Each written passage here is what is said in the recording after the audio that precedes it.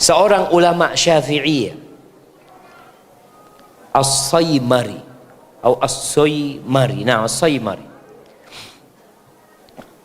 disebutkan dalam kitab Majmu' Nawawi insyaallah, dia mengatakan illa annal mustahab an la yazida ala wahidatin. Ketika dia berbicara tentang poligami, lalu dia sebutkan menurut dia nih, yang dianjurkan itu tidak menambah lebih dari satu, la siyama fi zamanina hadza, apalagi di zaman kita sekarang.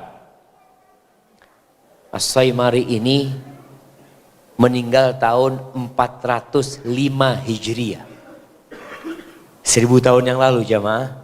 Dia sudah pening ngelihat masalah ta'adud di zaman dia. Dia mengatakan menurut dia, ini pendapat, nah, katakan pendapat, di zaman kita kalau cukup satu lebih baik satu.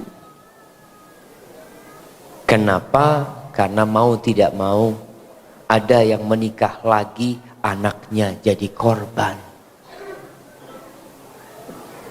Sampai ada cerita bagaimana anak itu tulis surat menceritakan kondisi rumah tangganya, rumah tangga bapaknya. Sakinah yang diinginkan hilang. Anak-anak melihat selalu bapaknya ribut sama ibunya. Ibunya mungkin yang nuntut cerai terus-terusan. Si suami kebingungan. Ada yang tanya sama seorang syekh, "Syekh, ana nikah dua, Syekh." Alhamdulillah, kata dia. Tapi istri ana sekarang yang pertama kayak orang kesetanan. Iya jangan, kayak orang kesetanan. Sampai dia nggak tahulah teriak-teriak, nanti reda, nanti rame lagi, ribut. Akhirnya anak-anak nggak terurus. Apa yang harus anda lakukan? Apa yang harus anda lakukan? Anda ceraikan istri anda yang pertama, atau anda tetap berdua, atau anda ceraikan yang kedua? Kalau antum pilihannya yang mana coba? Nah, antum, iya, pakai baju hijau. Gimana?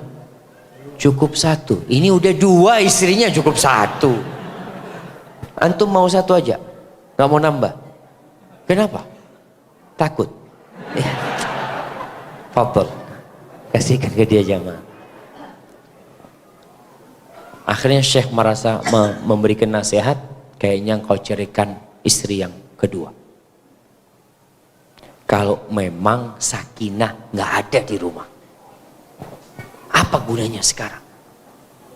Pikirnya orang tuh kalau nikah 2, 3, 4, Masya Allah, malam ini di rumahnya fulana, dibukain pintu, ke rumah fulana, ini ke rumah istri tua, yang ada teriak-teriak, astagfirullah, Allah, tutup lagi, buka, astagfirullah.